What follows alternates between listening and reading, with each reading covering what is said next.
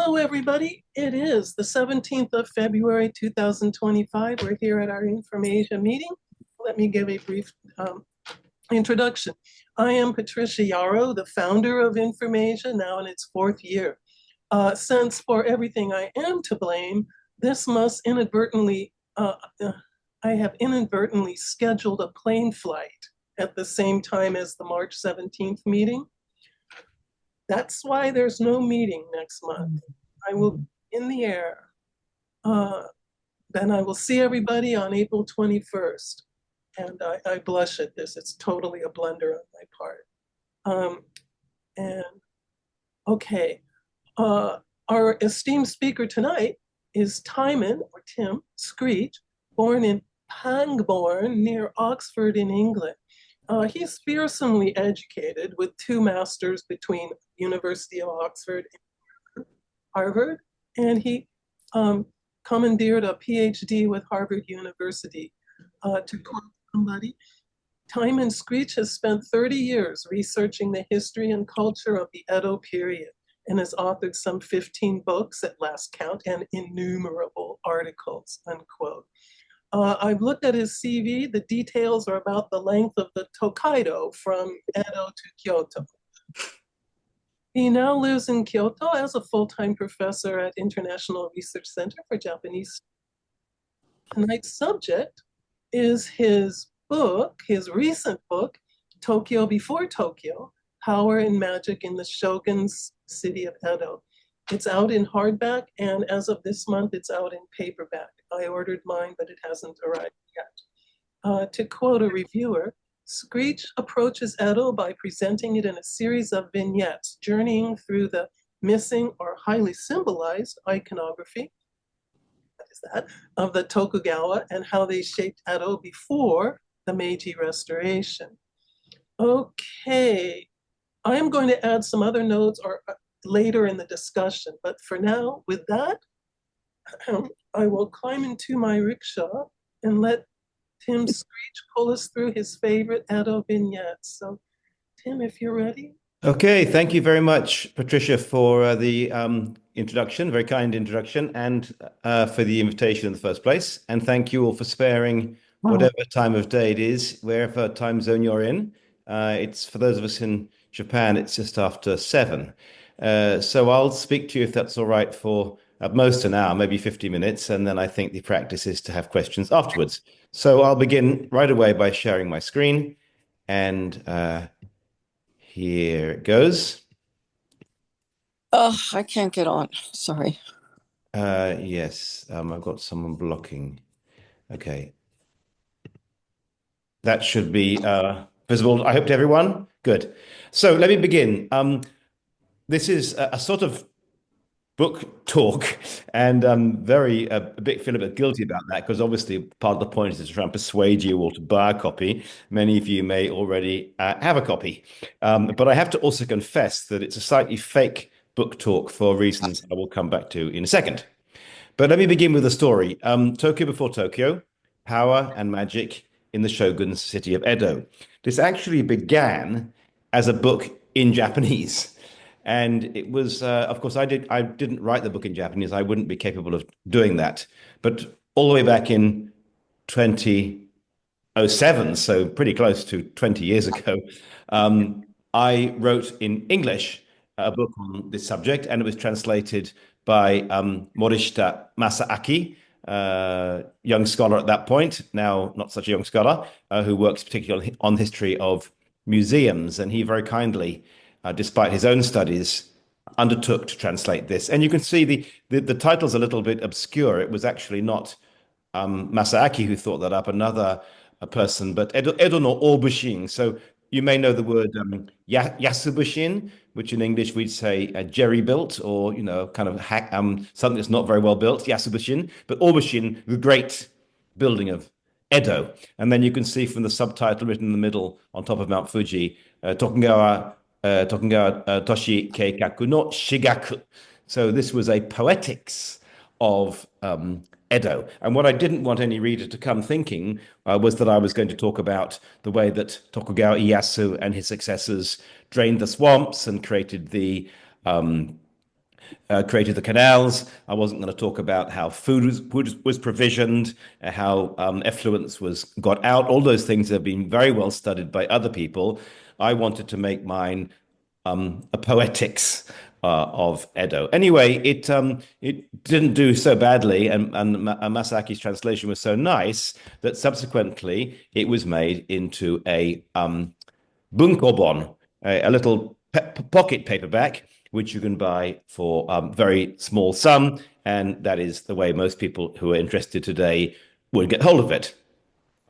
And then when that was happening, I thought that was really done. But then I was approached as the Tokyo Olympics came on the horizon by a press I've used a lot in England, Reaction Books. And they said, could I write something that would everyone who's flying over to Japan for the Olympics might like to have in their in-flight baggage? And I said, I can't write anything about Tokyo. I don't know anything about it, but I could try writing something about Edo using the Japanese book as the basis. It wouldn't be the same, of course, different readers. And Reaction Books said, that's okay, but if you start saying Edo, nobody knows what you're talking about. And when I taught at SOAS in London for a long time, which also had African as well as Asian studies, when you said Edo, people thought you were talking about a period in Nigerian history. Nigeria also has an Edo period. So they say we talked about it back and forth. And then in the end, we came up with the title, which you see. It was on, of course, the advert for today's talk, Tokyo Before Tokyo. And I hoped that that would get the people who wanted to know about history of Tokyo. But at the same time, I'm not going to be, of course, talking about the wonderful modern city of today.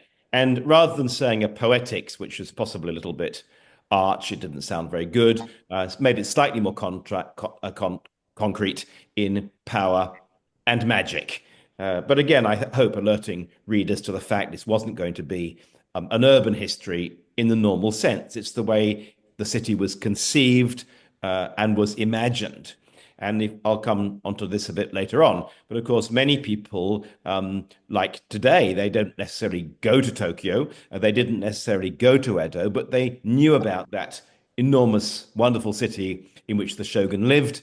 They may have read books, seen pictures, heard stories from friends who'd been there. So Edo and Tokyo, and of course, any city, Rome, Naples, New York, we all know about it, whether we've been there or not. And that was part of the meat of the book. Anyway, the English version came out substantially longer than the original Japanese, and then a Chinese version came out. So if any of you want to read in Chinese, that's also another option. And then when that was done, the English paperback came out. So what we're here, thanks to Patricia, what I'm able to celebrate with you, if that's the right word, is the production of the paperback. And although the imprint says 2024, it was 2025 before anyone got it. I didn't even see a copy until after New Year. So hopefully it's legitimate having the meeting now.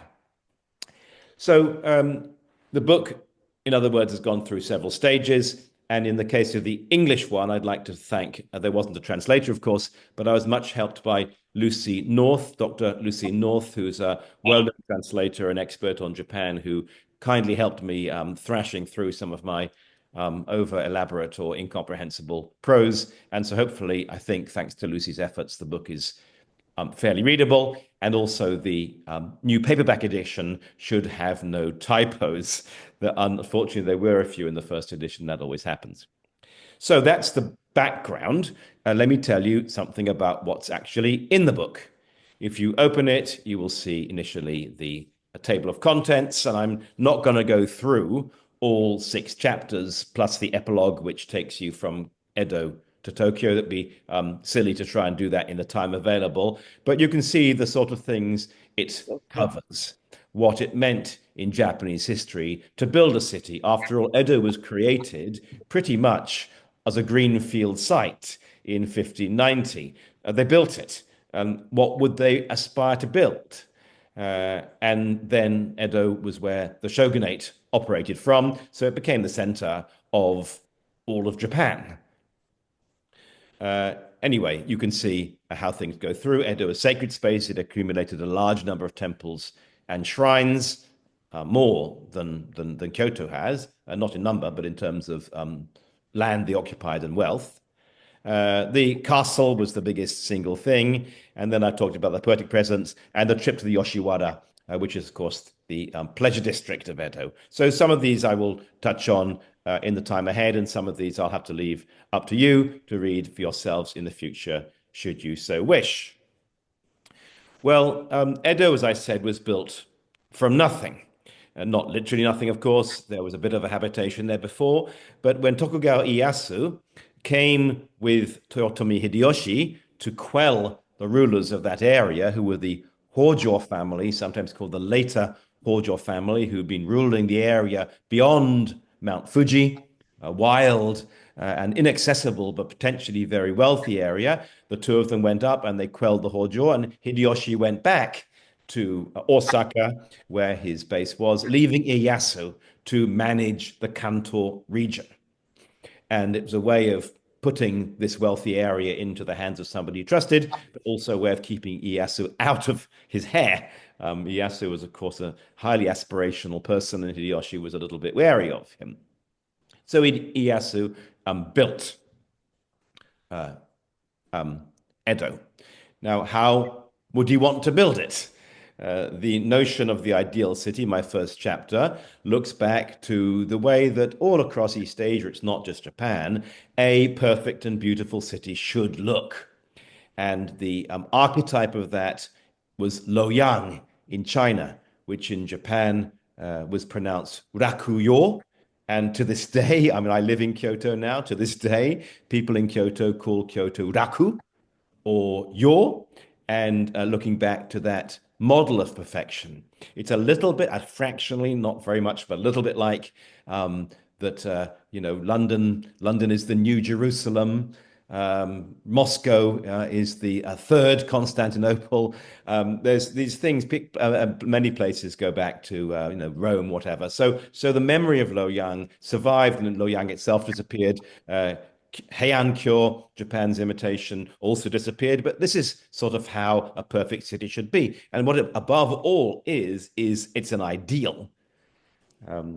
This is not a collection of farmers. It's not a space that just grew up for reasons of commerce. It was planned to be something good and orderly in the same way that a state should be orderly. And this map is looking north, and there at the north is the palace. The king, the ruler, the emperor, whatever he's called, looks south over his city. His own face is always in the sunshine. Anyone approaching royalty heads northwards, their own face in shadow. And these are deep, long-standing assumptions in East Asian thought. North is the vector of authority. And there's a river running down the east side of the city, east side, the Kamo, which takes spiritual forces away. Now, Ki, spiritual forces, are said to move from northeast to southwest. So the city should have something in the northeast to protect it. And it does. Mount Hiei, big mountain here. And something to convey Qi, power, spiritual forces from the northeast, where they arrive, to the southwest, where they move on. And given that it's a grid city, there is no way for spiritual forces to get through. They get blocked. So you assist them and convey them around the outside. And when I was in London, I always tell students, how is it that London has survived for more than 2,000 years? London's a much older city than Kyoto. It's because London nowadays has the Piccadilly line. Right? The Piccadilly line goes from northeast to southwest, therefore conveying Qi, spiritual forces, unproblematically through the city. Anyway, this is the kind of thing that one would want to create at almost any moment in East Asian history, to create the perfect city. It was not viable if Ieyasu could not have hoped to do such a thing. He's still living in a time of civil war, and by emblematizing order and beauty, this kind of city singularly fails to function during times of war. If you want to capture the king, all you do is come in from the north, and the palace is right there. Similarly, because the cities are grid and the layout will be the same in all perfect cities across East Asia, all capitals, you know where all the ministries are, you know where the prison is, you know where to go and capture things. Completely useless. So Ieyasu would never have thought of this. Nevertheless, when he built Edo, he did build it to be, in a certain sense, a perfect zone. Now, one of my reasons for beginning to write on this way back when I first began more than 20 years ago was a book called Japanese Capitals in Historical Perspective. Some of you may know that book. It's a set of essays, some of which are very useful, some of them are less useful. But there's a statement in that book saying that Edo was unplanned. And it's often said by Japanese people themselves that Edo just grew. And my intention of writing was to reveal the plan behind it. It was planned, but it was also a city that had to be protected. So any kind of order could not be made too visible. This is the raw material that Ieyasu found. A little bit of a castle where the Hojo had something there, and there was low-lying area, hills, Edo Bay, and the only real thing of note in the region was one temple, the Sensoji, or the Asakusa Temple, still one of Edo's great temples, which is probably upstream enough that it didn't risk flooding when the seas rose, and you could cross here and go on further east if you wanted. So this was one old site that Ieyasu did have available to use and to reconfigure, but otherwise it really is a greenfield site, as I said. And within this is about 1590 or so, and within the space of 2 or 3 generations, Ieyasu's dead, his grandson is ruling, then it's more like this. We have Edo has expanded, the swamps have been drained, the moats have been created, which allow for draining of the water, but also running water for use in washing, etc., and protection. The old temple is there. The purple in this map shows temples, the orange shows samurai areas, the red shows commoners. But you'll see there's another temple which wasn't there before. And then if we go on to the end, you'll see that Edo has enormously expanded. The samurai bits particularly expanded, the commoner bits less so. The temples have very much expanded. And we have those two, the old one and the new one, forming a kind of almost like an arc here, and they're paralleled by 2 in the other side. Now, this map is oriented slightly strangely. This is north. This is north. So that's south. In other words, this is northeast. That is where spiritual forces come from. That's the side that you must protect. And in the same way, Kyoto had a belt of protection in the northeast with a river then running through, taking spiritual forces out. So Edo has spiritual purification here in the northeast. And it has one and only road. They didn't have a river, that wasn't available, but one and only road. There's only one road which transfers the whole entire city. They kind of come in to join here and then goes on, right? This is city protected. The last thing you want is a big wide road going through it that anyone could march into. And so just one, because you must allow the spiritual forces to pass through. And at the other end, which in Kyoto wasn't really much protected because there's no need to, but in Edo, if any attack does come, it's going to come from Osaka and Kyoto. So the south, as well as the northeast being protected, the southwest. They call this the Devil's Gate, and they call this the Devil's Rear Gate. Those two are protected. So at the very least, we can see that Edo is set out to be ritually purified in the protocols of geomancy. Geomancy, or you may know the Chinese term for that, feng shui, quite a popular concept today. But in Japan, they never said feng shui. They used to say, on the whole, onmyodo, the way of yin and yang, balancing forces. So Edo was created like this. And in the northeast, we had the huge, almost like a quarter circle of protective temples. The old one, the Asakusa Temple, today one of the most enjoyable spaces. And next to it, the newer temple you just saw, which is called the Kangeji. And as these 2 pictures, they're from the same, the pictures are from the same guidebook. There is the Kangeji filled with people and lots going on. And here is the Kangeiji with nothing happening at all, and you can't even see the buildings because they're covered by cloud. The Kangeiji was set as a government temple. This is where rituals for the state unfolded, and as such, it wasn't an appropriate place for commoners to go by and ask for charms and make a lot of rowdy activities. So the Northeast has a commoner temple and a government temple side by side to fully protect the Devil's Gate. The Kangeiji, as well as having government temples, buildings for government services, it also incorporated into its grounds, or it was given, a whole range of references to Japan's ancient piety. Edo is new, right? There is that one old temple, it's true, but otherwise it doesn't have the depth of history that Nara or Kyoto have, the long history of rulers and princes and emperors making donations. It doesn't have it. And so such things were gathered into the grounds of the government temple, the Kangeiji. Most particularly, I'm sure you know, one of the greatest temples of Kyoto is still is the Kiyomizu-dera. Kiyomizu-dera, and if you've been to Kyoto, without question, you have gone. However, it wasn't there at this point. It was burnt down and didn't exist. And so the shogunate rebuilds it in Edo. Not so big. It's called the Kiyomizu-do. It's still there if you go to Ueno Park. A reference, a recreation. And again, I used to say to students, why do you think there's a tube station in London called Temple? Because the Temple of Jerusalem is not there anymore. It's rebuilt in London. And so such things were had. Now, having built the reference to it in Edo, they did rebuild the original one in Kyoto, so it's there to see. And other examples, here we have that, this is the one, of course, you know it, the Kyoto version and the Edo version, which is smaller. But beyond the Edo version, there is, can you see there, there's a lake with an island in it.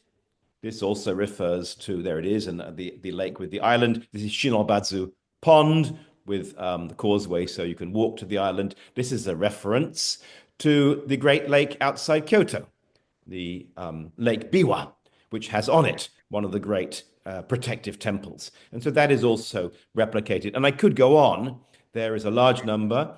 The great abbot of the Kangeiji, who is a prince abbot, a person of enormous power and significance, when he formally dresses, his religious vestments, his cassock, is embroidered with images of the great temples across Japan that have now been gathered here in the shogun's city.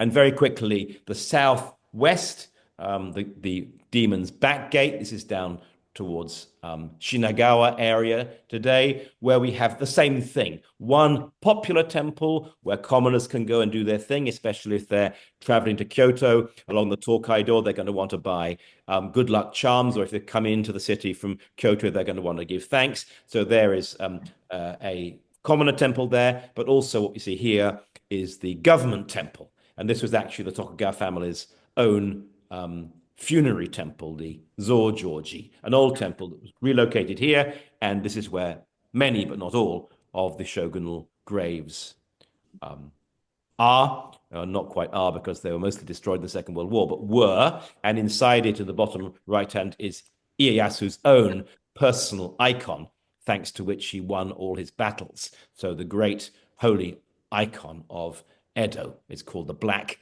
icon from the wood it's made from.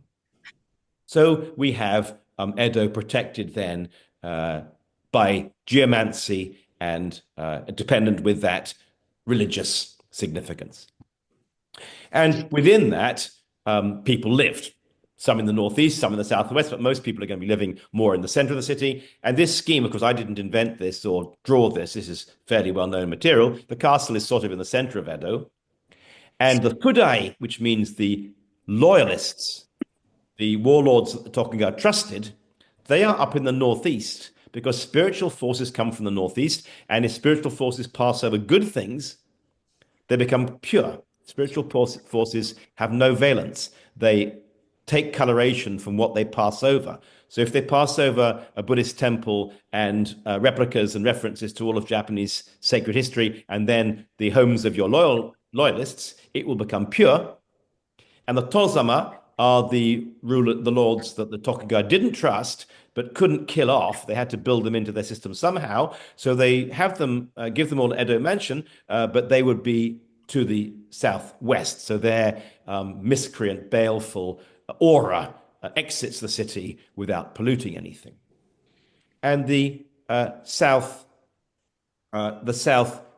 has no geomantic significance. It's void. And so stick the commoners there because they're meaningless. And it also happened that this is where the waterfront was. So it's very good for their trade. And then the Hatamoto and the Gokenin are the Tokugawa's own band of vassals and attendants and family members.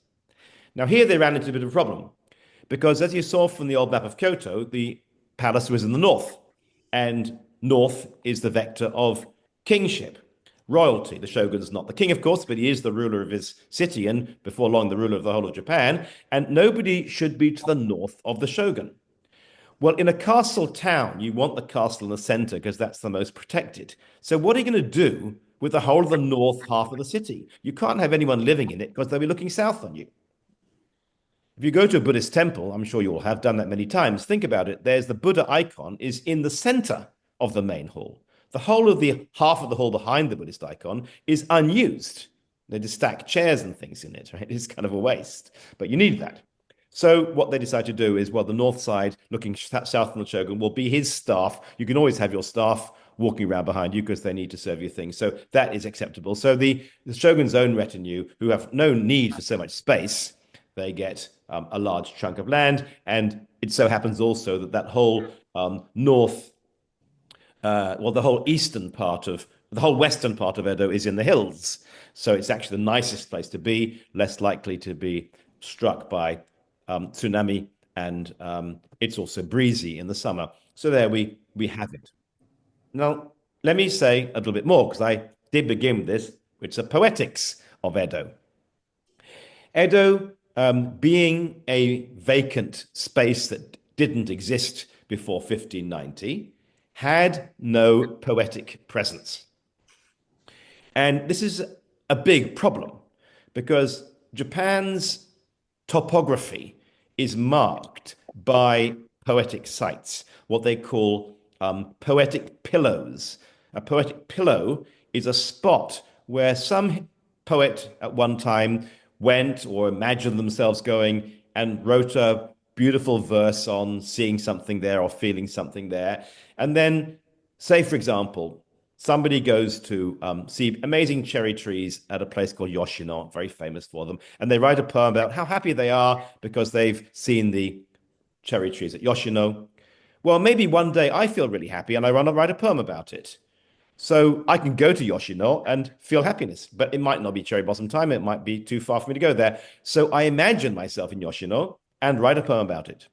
So the Japanese landscape is studied by poetic pillows, which have built into them a long history of effective emotional response. Whether it's sadness, whether it's happiness, whether it's losing a lover, gaining a lover, getting a promotion, all these things, there's somewhere where that is embedded. But all those sites are in the Kyoto area. None whatsoever in Edo. How could they be? Nobody came to Edo in the period of Japanese poetic writing. So Edo was rather thin in those terms. But it so happened, and that's what I got on the screen, once only really in the whole history of classical Japanese literature, somebody did go to the Edo area. In the Tales of Ise, which is a great, one of the great Japanese classics, it's earlier than the Tale of Genji. It also has the advantage of being made of little episodes, and therefore it's quite easy to read. It tells the story of somebody just called the Man, who can't stand living in Kyoto any longer. He's sick of the backbiting, small world of the court. And he and a group of friends walk off east. And given that Japan is so mountainous, if you walk east from Kyoto, you pretty much go along what's now the Hokkaido. There's no other way to get through the mountains. And the Tales of Issei has one section, not the whole thing, telling about the man and his friends wandering off eastwards. And I've got here two episodes from the first published version, published in 1604. So right at the beginning of the Edo period, when Ieyasu is building Edo. And the right-hand side is the first episode when the men leave Kyoto and they have a rest by a rather wonky farmer's bridge made of 8 planks. So they call it the 8-plank bridge. And there are irises growing in the stream. And they write a verse on the poignancy of travel. Beautiful, wonderful poem. Ever afterwards, everyone remembered it. And then they go on further and they see various things on the way, but then they see Mount Fuji. And when they see Mount Fuji, they say, it's like Mount Hiei in Kyoto, but it's way better. This is the best thing. It's nothing to do with Kyoto. It's near Edo, and they've seen something even better than anything they found. And then the men go on, and they go down into Musashi. So they've come very close to Edo itself. Now, this so-called descent to the east episode from the tale of Issei becomes the great validation of Edo in classical poetic life. A group of people, great courtiers, were sick of Kyoto and they went east and they rebuilt a life in Edo. And so all across Japan, the first episode from that flight from the city at the 8-plank bridge was replicated. And today, I'm sure many of you go to any Japanese garden around the world has to have a bit of an 8-plank bridge in it. And the episode covered Japanese applied arts and painting ever after. The bridge with the irises, men, a wonky bridge. It's enough. The right-hand side, not much there, but we know where we are. These are both two works by the celebrated artist Ogata Cordin. And then just simply, irises is enough to tell you we are celebrating the East. It's not just some miserable zone beyond Mount Fuji. It's something where great things can also happen. And especially the man, there he is, another painting. There are just hundreds and hundreds of paintings of the man passing in front of Mount Fuji. In fact, if you lived in Edo in the Edo period on New Year's Day, you should put up a picture of Mount Fuji, and in all likelihood, it will show the man passing it as authority and esteem pass from Kyoto to Edo. Well, the men have the bridge, they see Mount Fuji, but then they go past Mount Fuji and they come into what would become Edo. And they even talk of arriving at the river. And at the river, a bird cried, called the capital bird. And that is the only time in all of Japanese classical literature where something happened right in what became Edo. And so what I'm showing you here, I'm sorry it's not very clear. This is a map of Edo from the 19th century, where all the modern buildings are there. That's the point of the map, obviously. But it tells you right here, this is where that bird cried out in the Tale of Issei. Right? It's there. Never forget. Never let the people from Kyoto tell you they're better. We have enough of classical literature. And indeed, we have the poets who fled the capital because they couldn't take any more. So today, you can even go to that point, the very spot where the bird cried out. You can go, and there are always birds there. I don't know why. That's maybe just a chance. Unfortunately, it's also a rather rough sleepers area today. What was when I took this number of years ago now. All the rough sleepers, I'm afraid, were moved on for the Olympics, and they haven't come back. But it used to be a poor part of town. The north, it's towards the northeast, actually, that area. And throughout the Edo period, people never forgot where the capital bird cried. And there was even a ferry. The story says the men, when they got to that point, they took a ferry across and carried on. There still, in Edo times, was a one and only ferry. There were other ferries grew up over time, but the ancient ferry, they said, must be the very ferry that man got. And it ran between what became that popular temple that we just saw, which wasn't there when the man had come through in ancient classical times, the great temple. And also it so happened Edo's tile makers were there. By law, every building in Edo must be tiled. No thatched or wooden shingle roofs were permitted for fire prevention reasons. So this rather unsightly and messy and sweaty tile works happens to be right there at the spot. But actually, tiles are very good things because it's thanks to the shogun's generosity and foresight in demanding tiled roofs that Edo didn't have more conflagrations. So above is a school from the Kano, a painting from the Kano school. Of course, the government painter is very important.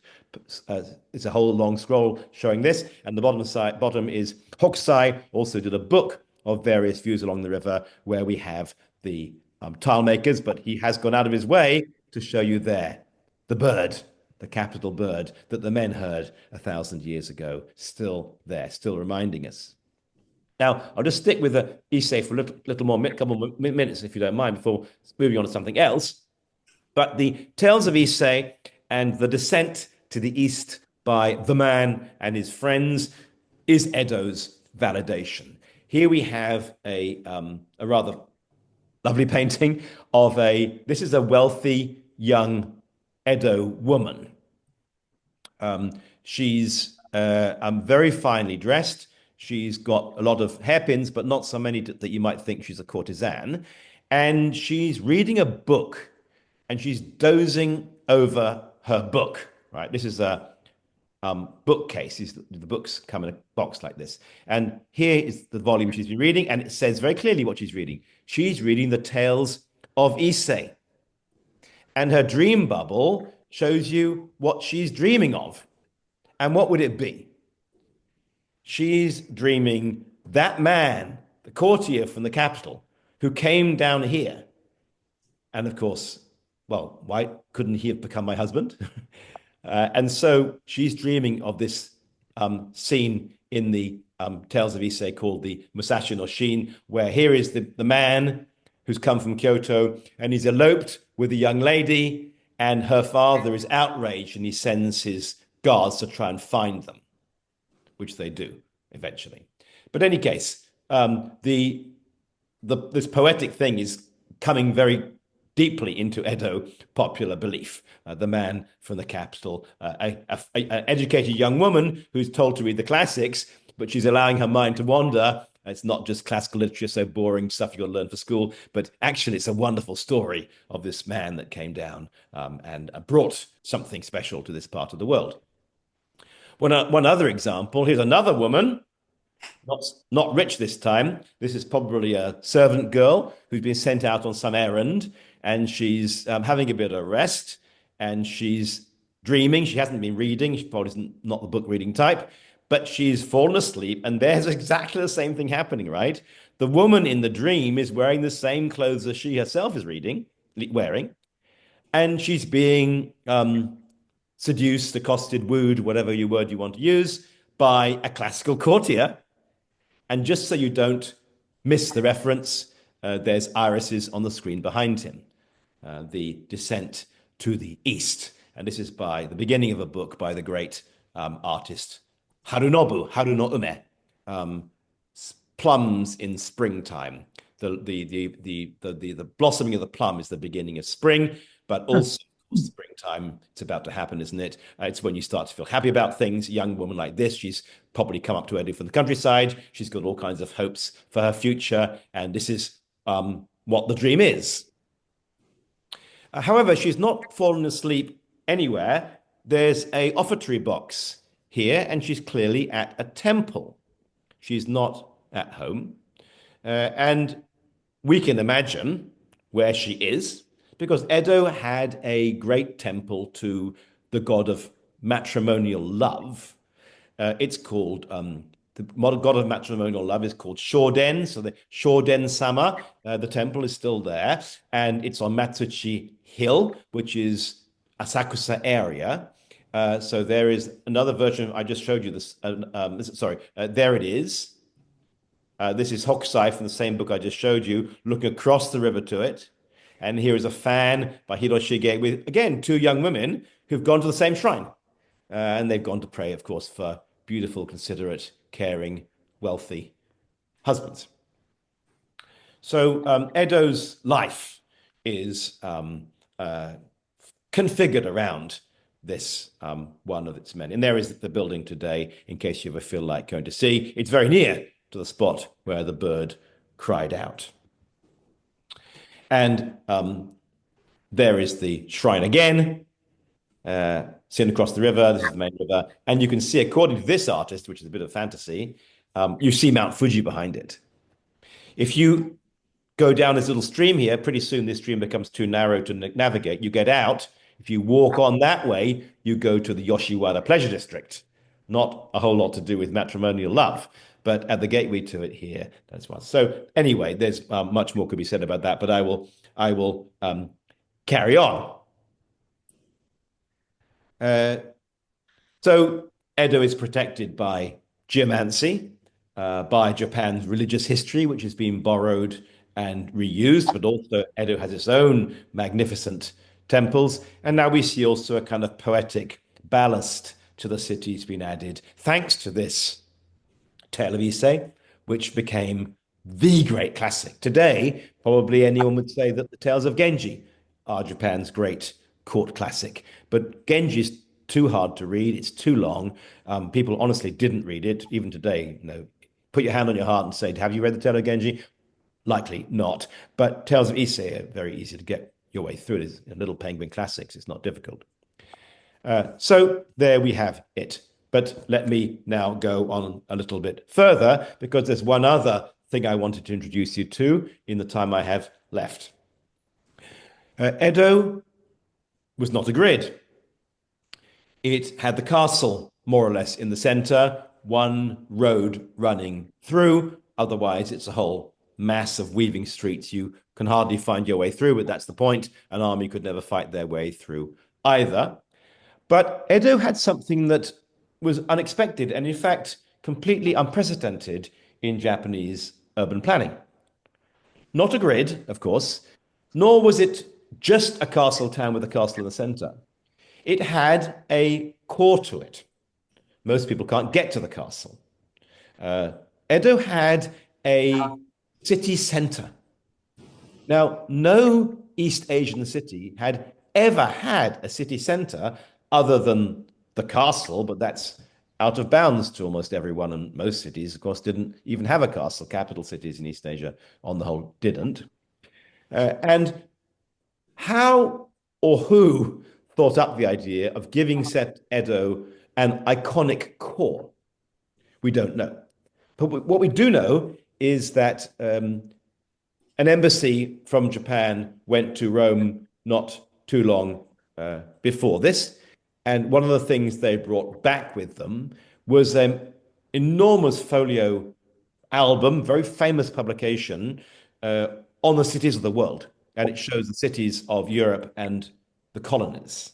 A couple of other places like great cities of the Middle East are also in there. But mostly it shows you Western cities. And a Western city, ever since Athens, has a square, has a center. And it must have been that somebody said, okay, we can't make Edo a grid. We can't make it into an ideal city. But it's got to be more than just another castle town, of which there's lots over Japan. We will emblematize its difference in a city center. And it could have been a city square. That's what you'd expect in the Forum, Place de la Concorde, even Trafalgar Square, although those are later. It's what you'd expect, but they can't possibly risk having a big open square when civil war is still raging around the place. So they decide to make the center of Edo a bridge. We don't know where that came from. Nobody said where, but it's worth pointing out that the only city that I know of which is centered on a bridge, maybe there are others, is Venice. Venice does have St. Mark's Square, but technically speaking, the center is the Rialto Bridge. And the Rialto Bridge was actually pretty new at this time. I imagine somebody's heard something about that, but this is just my speculation. But it's also that a bridge is in many cultures a sign of peace, when war comes, the first thing you do is destroy the bridges. This happened in my memory. I'm sure all of your memories. Was it in Croatia? There's one of the great medieval bridges, which they deliberately destroyed in the war to protect their city. And London Bridge is falling down. Right? London Bridge never fell down. London Bridge was destroyed by the Londoners themselves as the last way to protect their city. And it's such an awful thing to destroy a bridge because they're hard to build that for 1,500 years, the Londoners are still singing about having destroyed their bridge. So the building of a bridge is the return of peace. And this must be what was on the mind of Ieyasu and his advisors when they decided to make the center of Edo a bridge. And the bridge was so wide, people could pass it in both directions at the same time. Of course, farmers threw a log over a stream to cross it. It's not like nobody ever crossed over water. 8-plank bridge is an example, but there were no beautiful big bridges really left. And this certainly not in the east. And Ieyasu builds it so wide, you can pass over it in both directions at the same time. So they called it the bridge with 2 carriageways. And there was a wooden spar down the middle, so you kept to your own side and you didn't thrust your way through. Well, you know the Japanese people love puns, and it so happens that the word for 2 carriageways is nihon. So the bridge of 2 carriageways also happens to mean the bridge of Japan. And this then became the name for this spot. And when it was built in 1603, which is the very, very, very year that Ieyasu is officially made shogun. They say that there's never ceasing the sound of wheels crossing it, the cries, you never forget the magnificence, the glory, but the generosity of the shogun who's brought us peace and who's built this city for us to live in. This is, of course, a much later image by Hokusai, where we see the bridge down at the bottom. And if you look from the bridge, you see Edo Castle, and aligned so that rising above it is Mount Fuji. And you can't see this today because, of course, there's so many buildings in the way. Maybe it never was quite as neat as this. Hokusai may be giving us some artistic license, but the city was laid out, surely, to provide this vista. They could have built the bridge, orientated it however they wanted. This is what it shows. And Hokusai has given us a kind of 3-layer picture. The road at the bottom, the bridge is filled with people. Other bridges over time were built. We can even see one at the end of the picture there. But initially, it was the only bridge. So you either made your way this way, or you had to wait for somebody with a boat to take you across. Anyway, piles of people, all kinds, crossing it. And then we have the buildings. These are suppliers to the castle who had the storehouses along here. These are not regular traders, suppliers to the castle. So it's the wealth of the Japanese archipelago is gathered here. And Hokusai has done that little bit in perspective, elongating it, right? We sense how much stuff has come into Edo thanks to this. And then the third zone at the end, he's done it in Western perspective, which means that the castle should be a little dot at the end, but that would be rude and it wouldn't make the point. So the castle is pulled out of the perspective grid and made to float above. And the only thing above the castle is Mount Fuji, the eternal mountain, which the man had said when he passed it, better than anything in Kyoto. And again, in another pun, Fuji, Fu means not, and Ji means two. So Fuji means not two. It means they haven't got one in Kyoto, but also means they haven't got one in China. This is also Japan's validity, the gloriousness of Mount Fuji. And Nihonbashi then is turned into the center of Edo, and a highway system is constructed to bring people into the city. Very heavily policed, of course. They're always afraid of attack. And this is a classic map of Japan before the Edo period called the Gyoki map, where you can see it's a road map. This is the way people conceptualize Japan and getting through it. But you'll notice that all the various provinces are just little blobs, with the one exception of province of Yamashiro, where Kyoto is, which is given a shape, and that shape, there it is, it's a heart. This is the way a heart was conceptualized, not just only us. This is the way hearts were drawn in Chinese medicine going back centuries. Kyoto is the heart of Japan, and as all roads go to the capital, so everything goes into and comes out from the heart, and that's the way the road system had always operated. But under Edo's terms, oh no, Kyoto is no longer the heart. Edo is now the heart, and Edo is the center, and Edo is point one from which the highways go out, and specifically Nihonbashi. And at that spot, just go back to it then, at this spot here, point zero of the entire realm, called the Bridge of Japan, the shogunate gathered things of significance. It's not a square. It's not like Trafalgar Square, which has the National Gallery, right? Why is the National Gallery in Trafalgar Square? It tells you that Britain now controls the cultural history of Europe.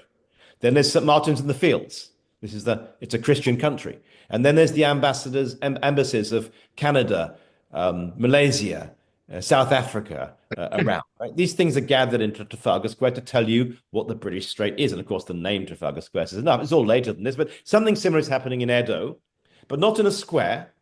And they also have to deal with the fact that in East Asian thought, you shouldn't really expose noble things, right? Why is the Chinese emperor's residence called the Forbidden City? Because you shouldn't see it. And actually, the Japanese emperor's palace in Kyoto was called the Hidden Interior, right? So that it's not like they've made a city center, but they don't actually want to put everything out there. So hidden a few streets back, but known and visible for people who want to go to them, the shogunate put the three most significant organs of peace and authority and their own city. And I used to say to students, there's now a 5-minute break. Tell me what you think the three most important organs of authority would be, and I will tell you when we come back. In our world today, we probably would say, well, one's got to be Parliament, one's got to be the law courts, maybe the palace, and in fact, any substantive thing. But in Edo, they put three things, and I will tell you. Number one was indeed the embassy. They only had one official diplomatic relation, and that was with Holland. The King of Holland sent an embassy to Japan every year. Well, he never thought he was doing that, and there isn't a King of Holland. But as far as the Japanese were concerned, the King of Holland sent tribute to Edo every year. And the Dutch East India Company representatives arrived in springtime. The weather's lovely, and they stayed in a place called the Nagasaki House. And very few pictures were ever made of it, because not only should government buildings be hidden, they should also be not stared at and not depicted wantonly by commoners. So the Nagasaki House, despite the fact it was there for more than 250 years, hardly was ever depicted. But we do have one image here on the left by Hokusai, and another image on the right by Hiroshige, both of which are in guidebooks, within the space of guidebooks to Edo. It's also worth pointing out that both these two pictures were made after the Dutch had stopped coming to Edo, because the English forced the Dutch East India Company into bankruptcy. So in fact, the Dutch ritual of coming to it is ceased to exist, and therefore these pictures are actually historical, and that probably legitimates them being made in the first place. So if the foreigners, arrival of foreigners is there at Nihonbashi, number two is time. Time, you need someone to convey time to you. If you're a peasant, you don't, you just get up and work and sleep. But time allows for work, but also release from work, contract, agreements. How do you tell time? The shogun donated his own castle bell. The castle had always been regulated with time. The city had been a mess. He gave a bell to the city. Now you will have time too. And the bell was positioned at Nihonbashi, and it's still there, slightly relocated today. A couple of times the bell was lost to fires, and there it is, though, a late 18th century one, and in a rather nasty modern concrete spot. And there was a man having a nap when I took this photograph. I kept waiting for him to move. He didn't move, so this man's crashed out there. And this little chunk was called, it is still called Hongokucho. Hongokucho. But I suspect that koku should be this koku. Hongokucho, in other words, this true time. Is true time. So we have the celebration of the coming of foreigners giving gifts to the shogun. We have the regulation of time. And the third institution put there at Nihonbashi was the regulation of value. And it was such an important place that no picture was ever made of it in the entire Edo period. The Dutch East India Company hostel there, what I've just shown you, the only two pictures of it ever made. The bell, as far as I know, no pictures of it were ever made. It's a gift from the shogun. You should celebrate it. You should say it's amazing. I can't believe how wonderful it is, but you don't start scrutinizing or making pictures. And the third spot, anyways, these three golden roofs here, which is the control of value. It's the mint. It had never occurred to the Japanese state to mint money. If you come from a European background, as many of us here do, a Western background, minting coins is one of the most fundamental prerogatives or indeed obligations of the state. And you put the king's head on coins to denote that and to give it trust value. But the Japanese had never made coins. I mean, why do it? Right? They had nuggets of gold and silver, or you use Chinese coins. Well, many countries today use US dollars. They're trustworthy. Why not do it? But under the first shoguns, they create Japanese currency for the first time, and they even ban the use of foreign currencies. There's a gold piece, which incidentally was made to match Spanish colonial dollar. One Spanish colonial dollar was one Japanese ryo, they called it, and it was valued at the time at 5 English shillings. Right? There was a 5-shilling piece came into existence, right? It's called a crown, which was, England didn't traditionally have 5-shilling pieces. It was made to match the Spanish colonial dollar, same value, made it easy to trade.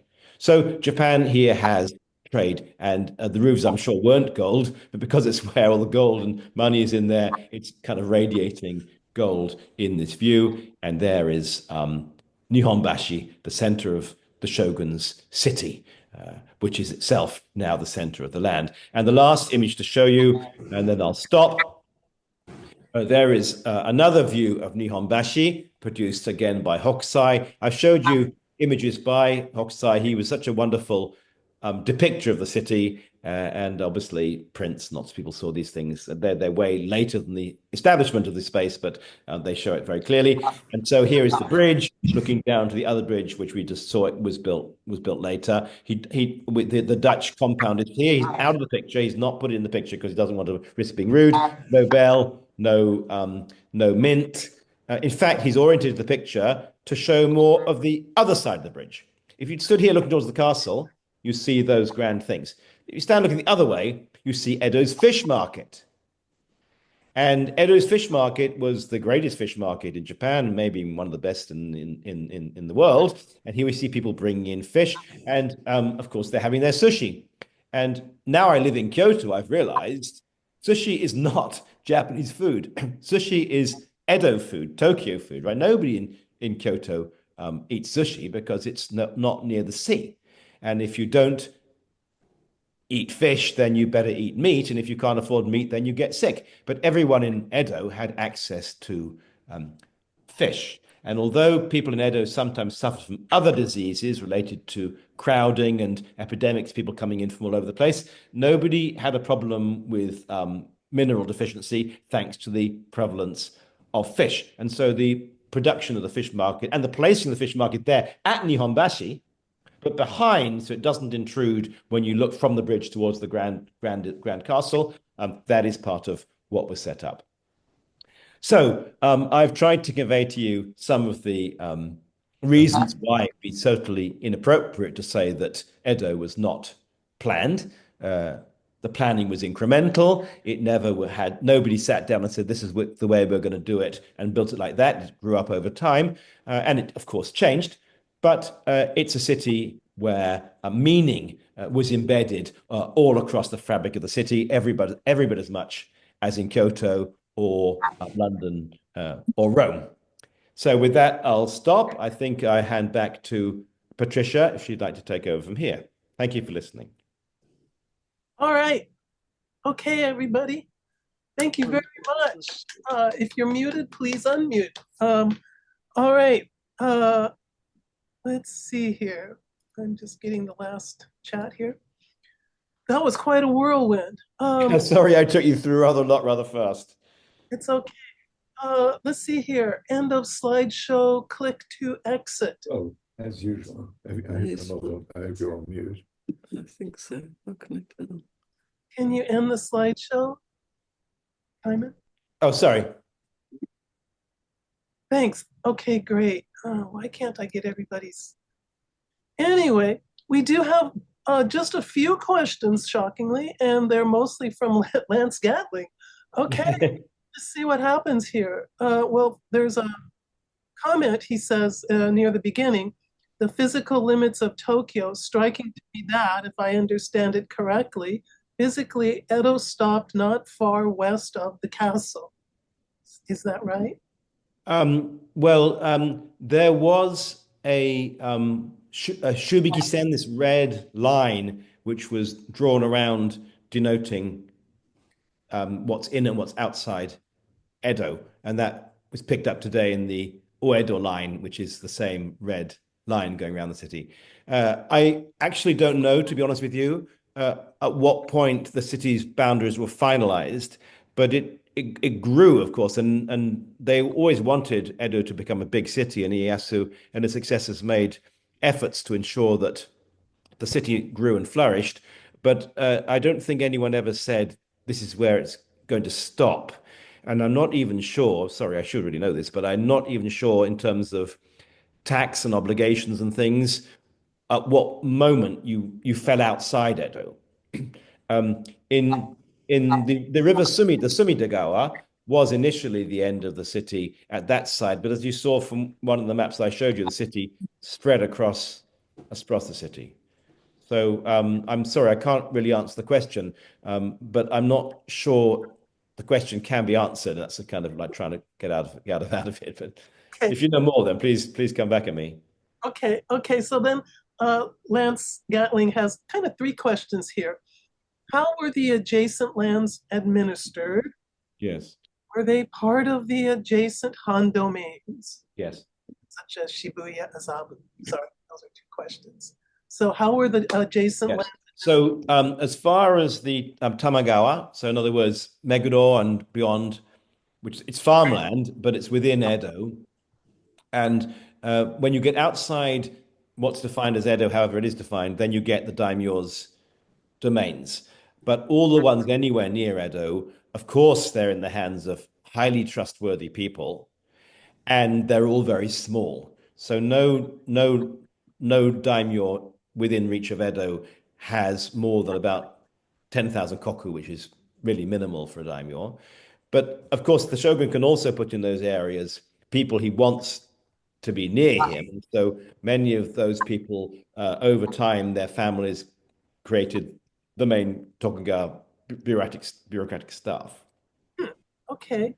For example, Kawagoe was always one of the great ones because it's it's on the river, it's very wealthy, and I think the closest big domain to Edo was Utsunomiya. And Utsunomiya was also very important because that's a whole different story. But how you got to Nikko, you had to go through Utsunomiya. So anyway, that's how it worked. The daimyo domains also changed over the course of history, so it's never quite clear where borders were at any one moment. But that's the general story. Okay. Lance continues to ask, Edo began filling in Tokyo when? Right from the start. Okay. Landfill may not be the word that they would have used. They probably would have said something like creating wharves. it was just beaches, right? And you don't want to beach boats. It's more convenient if you've got the resources to build a dock and have them anchor. And that was done quite early on. Also, draining the swampy areas required the production of canals, and that also meant embankments. Okay, so how was all that financed? Confiscated lands from daimyo at the end of the Sengoku period. So lots and lots of daimyo lost their lands. Also, trade is pretty flourishing. The Tokugawa are getting money in from overseas. Thank you. And the end of peace means that farming can get back to normal again and trade begins. So there is a huge explosion of wealth creation in the early years of the Tokugawa period. Okay, so why they began filling in Tokyo Bay? Why that instead of expanding north, west, and south? Yeah, so I mean, it wasn't really filling in the bay; it was really drainage. I see. They didn't need more land at that point, but they needed the land they had not to be swamps. Okay, and then let's see here. Lance then asked, Nihonbashi was a trading area. Would Hon Ishicho have anything to do with koku of rice being moved or traded? I'm not sure. Yeah, thank you. So the bringing of the fish market into Nihonbashi must have been part of creating Nihonbashi as a meaningful center. Of course, there's all kinds of trading which is not fish, so there are other markets for other things. I'm sorry, I've forgot myself what that question was. Can you repeat the question, Patricia? Second. Would Hon Ishicho have Oh, any? yes, Hongokucho. So Hongokucho, most of these place names, and even I said Nihonbashi, nobody at the time said it. So we're reliant on antiquarians of a generation or so later on saying, you know, I remember my grandfather telling me this is, and it doesn't quite constitute 100% credible historical source. But it was called Hongokucho, and most people were simply saying it rather than writing it down. My belief, as I said, is because the bell was there, it's the koku of koku meaning time. But today, the place name is written with koku meaning a stone, ishi, which is a unit of currency. And so very possibly, it was something to do with a sack of rice or a bale of rice at some time. Okay. All right. Now, towards the end here, Charles DeWolf asked, wasn't at one point by population Edo the largest city in the world? Yes, Edo hit 1 million people about 1720. And at that time, it was the only city in the world of 1 million people. London was about 250,000. It wasn't the first city in history to be 1 million people. That's reckoned to have been Baghdad. But at that particular moment, for whatever reasons I don't know, there was nowhere else so big. Yeah. I mean, one reason, of course, is that the shogunate required the daimyo to spend 1 year in two in Edo. There's about 300 and something daimyo, so that's 300 lords, and each of them's got 5 or 6 wives and lots of children and tens of thousands of staff. So Edo grew for that reason. It wasn't just people coming in looking for work. Okay. Okay, so Takata says, I have a question. I always wonder whether Edo was the, quote, capital or Kyoto was. You called Kyoto the capital because I understand capital is where the emperor lives. So I assume Edo was the political capital. That's exactly correct. You can say the political capital. Sometimes people say the shogun's capital. Personally, I like to avoid the word capital altogether because people do get confused by it. So the shogun's metropolis. But Edo is written just with the words bay and door, right? The gates to the but people started to write Edo with the is written with east, and the do is written with capital. So the to of Kyoto, or the To of Kyoto. So Edo began to cheekily write itself with the character for capital, but it was never more than a nickname, and the shogunate would never have claimed that their city was the capital. Okay, let's see here. I think I've got something here from Peggy Canada. Near what became Edo Castle, Otadokan had a castle, didn't he? Yes. So the castle that Edo, the Tokugawa rebuilt, had been was already there, and there are castles everywhere in Japan. It's hard to find a hill that doesn't have a castle on it. So there was vestiges, and Otadokan indeed is said to have been the one that first created it there, under the power of the Hojo. The Hojo themselves were living in and ruling from the area from.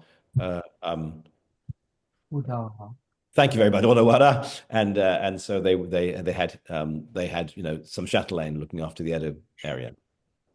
Okay, great. A few more questions.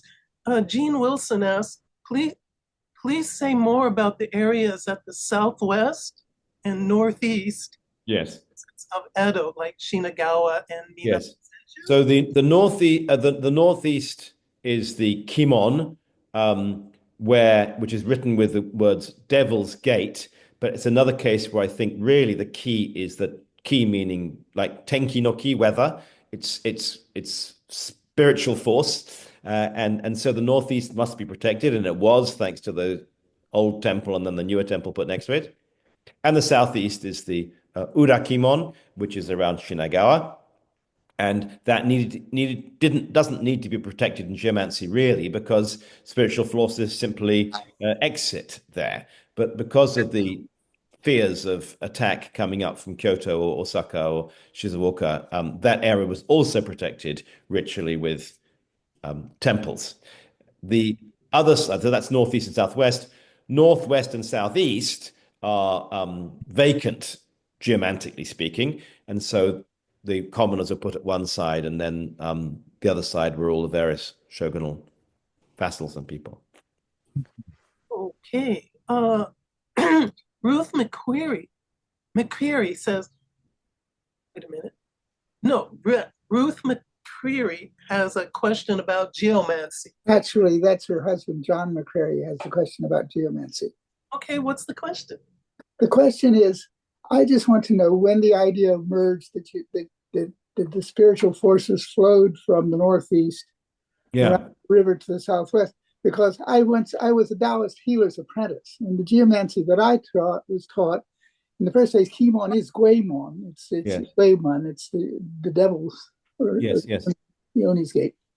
But also in the Chinese view of things, water running south and collecting in a pool below the castle is good fortune. Yeah.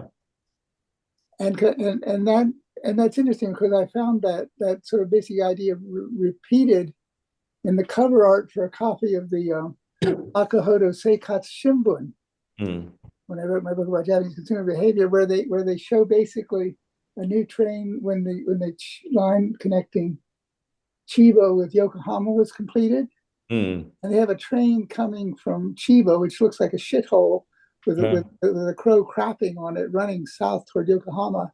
Well, the train coming up from Yokohama is bright, shiny, and new. And you can see the city, which looks sort of like palm in the background. And people that I talked to then were suggesting that that actually, if you think about it in the long span of Japanese history, the good expands from Himiko through Kyoto up to Tokyo, and finally on in the 19th century up through Hokkaido. But it is a general movement from south to north. Yeah. So not the bad stuff. Yeah. Spiritual forces coming in from the northeast are what's the word? Colorless. They take they absorb what they pass over. So that's why you need to have good things in the northeast. And in fact, the bad things were sometimes put in the northeast beyond the good things. So the execution ground and the red light district and the homes of the untouchable people were in the northeast, but beyond the purifying band of temples. Okay. As for water in the southwest, Where sort the of it obeys. band of temples came from. I'm not saying that your interpretation is wrong. I'm just saying that it doesn't fit what I learned in China. And so I'm wondering when there was a shift from the Chinese interpretation of things toward what is to me a new interpretation of geomantic principles. That's a good question. I'm afraid I don't know the answer, but Japanese geomancy, which doesn't even have the same name, right? They call it Onmyodo, the way of yin and yang, had been studied in Japan for centuries. Oh So yeah, it wouldn't be odd to imagine this has kind of diverged at some point. Yeah. May I say something? Please. I put in a note on this. Onmyodo is really you'd think it comes directly from China, but it really is a Japanese. It diverged very. I mean, it's really a different thing. Yeah, so thank you. If there are differences, then that's atarimae, you know. Yeah, indeed. Thank you very much for that. Yes. Okay, great. Tim Knowles has a really nice question here. Did the people of Edo need maps to get around? Was there a general way for maps to be oriented if north wasn't at the top? What would be at the top? They sort of had the water at the bottom, and that might be a way of, because it's geometrically nice to have the water at the bottom. There also because of the long history of grid cities like Kyoto done to the north. So it's not quite as emphatic as in Western map making, although Western map making wasn't as emphatic as it is today in the past. But on the whole, the map looks north. But then equally maps, if it's a big map you put on the floor, you could be looking at it from all around. So often the caption, the titles are written in a way that they fit most easily into the space. So it's not like, unless you're looking at it from one angle, everything becomes a mess. Most people, sorry. No, I just wondering where maps are used by the population in the same way as we do today, or well, most people probably didn't go much beyond their own little area. Shops around the corner, and runners or people sent out on business, costermongers would have known their way around. But you get comments written by diarists in the Edo period who quite clearly say they've never been more than 20 minutes walk. They don't use 20 minutes, but from their own house. And people who live in Shinagawa have never been to Ueno and stuff like that. So I think a lot of people weren't going very far. Whether there were like paid guides who could help you across the city, I don't know, but I wouldn't be surprised. Woodblock print maps were very popular in the cities. Yeah, but the travel in between was very tightly controlled, so it's hard to get a realistic map of the country, like you pointed out. The map shows a vague road, but no hidden passes or foot trails that circumvent all that. No geographic maps. But inside the cities, you could buy maps, but it was all like go to Greenland's Yashiki and take a left, and you'll end up at David Burley's house. Yes, they're often the maps are. I mean, the maps were certainly made, and sometimes they were more or less secret, depending on what they were of. But yeah, I mean, like a map would not be. We would think of a map as you have it in your hand and it allows you to walk somewhere you're trying to go. But these maps didn't really function very well in that way. Even today, Japanese maps can be very confusing. I used to always say that no one can ever orient themselves with the Japanese. And they don't say, why should north be at the top all the time? Yeah, yes. You missed the logic. The wall you face is the orientation of the map. Yeah. That's usually true, but things that you buy in a kiosk, not necessarily. Yes, and of course, no street names and such things. Yeah. In the Edo period, there was a kind of tourist map for pilgrimages. If people were going to a temple, then I translated a book on Japanese maps, and there's a whole bunch of them, and so people who had the means to go on pilgrimages had some sort of map, I think. Isn't that right? Yes, I mean, if you're going long-term trips, there's the highways, Tokaido, the roads, and then you hire a guide, and you're probably, if you've got any means, you hire a porter who'll take you along for a day and then leave you and get another one. And so, but there are also stories of people kind of getting lost and find themselves unable to continue. So, but yes, I mean, so there are maps, and there's wonderful collections in several places. How commonly these were available, I don't know. Some maps are almost like relieving boredom, that the map assumes that somebody's leading you. It doesn't tell you turn left here, but it tells you if you see a hill or if you see a building, it tells you what it is, just to kind of relieve the tedium of travel. Anyone with any means is being carried in a conveyance, and the person carrying you knows where they're going. That's great. All right, I think we've got a final question, and then if I may, I'm going to ask Yamanouchi Sensei if he has any thoughts on tonight. Peter O'Connor asks, well, he says much of your work is based on visual records, illustrations, etc. Please tell us a bit more about secrecy or the unwillingness of authority to provide written information about places and locations in Edo. Yes, thank you. Good question. So the concealment is a very big part of it. Partly, Edo is always concerned about attack.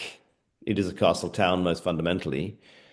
But also, you shouldn't see things and expose things. So, most Japanese buildings, the biggest thing in the building is the gate, right? And the point of the gate is to not let you see what's behind it. There's no need for such big gates except to hide what's behind. And, take Buckingham Palace or the White House or Versailles, the railings is really the symbol of power in the West, because it shows power while, of course, also denying you access to it. And we have roads going down, so you see things in the distance. But East Asian power didn't function like that. You shouldn't see it. You shouldn't scrutinize it. Japan, after the civil wars, had lots of castles. But when the castle burns down, the keep of Edo Castle, enormous towering keep, burnt down in 1657, and they didn't rebuild it. And people have often said, why didn't they rebuild it? There's been many theories, but my theory would be that they were very glad it had gone, because now that peace has come, the shogunate wants to go into invisibility, which is what Japanese elites, Chinese and Korean elites historically do. Okay, all right. With that, if it's okay with him, I'd like to ask, where did he go? Yamanouchi Sensei. See him there, yes. Are you still with us? Well, it's a great privilege to say a few words of thanks to Timon Screech. And I might be one of the few people who had the privilege of meeting his father, Professor Michael Screech, French professor at Oxford, but originally during World War II, he was recruited because of his academic excellence to study Japanese. Many of those people remained with Japanese studies and became Japanese specialists, but there were quite a few people who went back to their original disciplines, notably Louis Allen and Professor Michael Screech, both in French literature. My colleagues in French literature once invited Professor Michael Screech to Tokyo University. There, I had the privilege of meeting him and listening to tonight's marvelous, illuminating talk about Edo. I was thinking of the two carriageways meeting at one place. Cultural exchanges meet in father and son screeches, and I was terribly, terribly enlightened, inspired. As always, thank you very much indeed.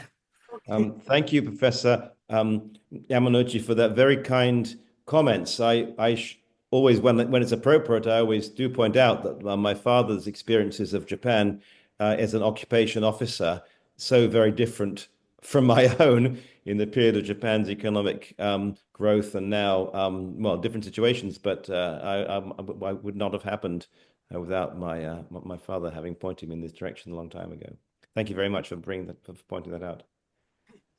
Okay, that will pretty much wrap this up, although I put into the chat, there's this amazing connections going on. One of our earliest speakers, Peter Kornicki, actually talked about your father. He was talking about and then I did a search for your father and came up with Tom Lockley, who's done a tremendous PDF posted to Totori, Professor Michael Screech's memoirs of rural post-war Japan, which you writer. Yeah. So there's just this huge bundle of connections, and apparently they're doing a monthly thing. Lockley, excuse me, Thomas Lockley. Thomas Lockley is a future speaker. So with that, yes, that is his winter howdy, Lance. Hi, could I say something? Please do. Timon, I wonder if you remember in 2000, you gave a talk online in Japanese art to the CWAJ at the Tokyo American Club. Yes, I do. Because I was the in charge. That was my idea of the lecture series, and I invited you, and you gave an absolutely marvelous lecture about the circular lines around Tokyo that confused and misled people leading into the Tokyo, the Imperial Palace. And it was an astonishing talk. And tonight's been wonderful too. Thank you. Thank you very much. I'm glad. I hope hopefully my ideas have developed a little bit in between that lecture and this one. Oh, I think they have, yes. Okay, any other last minute thoughts? What a big round of applause. Yeah. Thank you, Charles. Thank you, everyone. Thank you all for the many interesting comments. It's too late to include them in the book, but going forward, I shall certainly think about the many comments you've made today. Thank you all for them. Yes, thank you very much. Okay, the Vimeo link will get posted first thing tomorrow morning to everybody. And I have the audio as well. All right, more on that later. Thank you, Timon. Wonderful. Okay, I will disappear. Thank you, everyone. Good night. Thank you. Good night. Thank you very much. Right. Much. Wonderful, wonderful. Good to see everybody.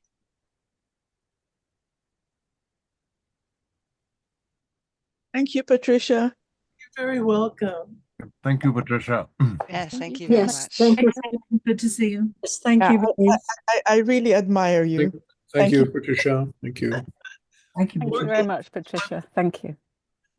Good night. Good night. Good Good night. Thank you. Good night. Okay, good night. Good night. Thank you, Patricia. Okay. Good morning. Lunchtime. Somebody just entered the waiting room. Ah! Not bad news for them. Okay, I'm going to admit them and talk to them, but everybody else can take off. Well, that was a really top class. That was great. Thanks. Thank you very much for doing this. Yes, and we hope Yamanouchi will be our April speaker, but I'm confirming with him if he's up for that. And I've sent you some messages about possible formats, so we'll talk soon, okay? Hi, Jean. It's great to see you. Yeah. Hi. So these are the sweat people I know. Ah, yes. Okay. Let's Zoom again soon, okay? Yes, Okay. yes. All right, that sounds great. Yes. You look very good. Oh, thank you. You too. Yeah. It's good to see you. Yes. You Okay. too. All right. Thanks. All Bye-bye. right. Thanks, Patricia. That was wonderful again. We just had 52 people join. Boy, yeah, I know, but there's such great show programs. That's amazing. And for the next one, I'm going to start inviting friends. Please do. People Yeah. are always welcome to join. Okay. Very good. This was my first time today. Thank you so much. I was sent this information this morning by a friend, and I'm so glad that I joined. Okay, that's great.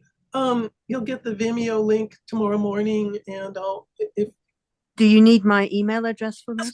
yes, please, yes, please. You live and die by the email. Please put it in the chat. And Lambert's here, and Greg is here. Lance, thanks for all those great questions. And the person who just joined us has dropped off. I thought I had actually closed this off. My spare connection. right. Just heard your voice out of nowhere. Who's talking to me? Who's talking to me? No, it's yeah. No, it's good. It's interesting, but the details. I kept finding weird addresses, and I kept wondering why are these strange addresses, and it turned out like Azabu was essentially Roppongi in that area, but it wasn't part of Edo. It was outside Edo. So like, okay, who's in charge? I can't figure out who owned it, who ran it, but until the city of Tokyo went out and absorbed it. It's like Bunkyoku was not part of Tokyo. It was out in the country. It's okay. Who was in charge until Tokyo showed up? I can't find out. But the land records are just Byzantine, and they're never organized the way a historian would need them. They're organized to make sure that the person selling you the land owns the land, but they have no thought about historic precedent or whatever. And the city of Tokyo made the mistake of making them free one day, and I actually had some woman slam her window shut in my face so she wouldn't have to answer more of my questions. It was free, but I was asking, like, I need this land plot ownership from 1860, and she's like, "Who are you, and why are you asking me these questions?"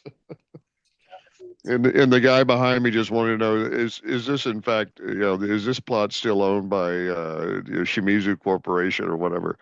But so anyway, it's a very it's much harder to dig through than people think, which is the point, to his point, I believe. Okay. All right. Thanks. All right. Anyhow, bye now. Good night.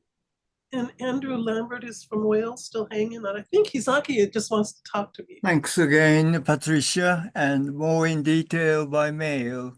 Thank you. That'll be great. We'll work things out. I don't want it to be a big deal for you, but we love hearing from you, and we'd really like to, whatever you want to do will be fine. Grateful to you. Thank you All again. Right. Good night. All right. Good night. I think Andrew just forgot to turn off his camera. Andrew, are you there? The goof. Okay, I'm gonna turn off your, if I can. Remove. Nothing personal.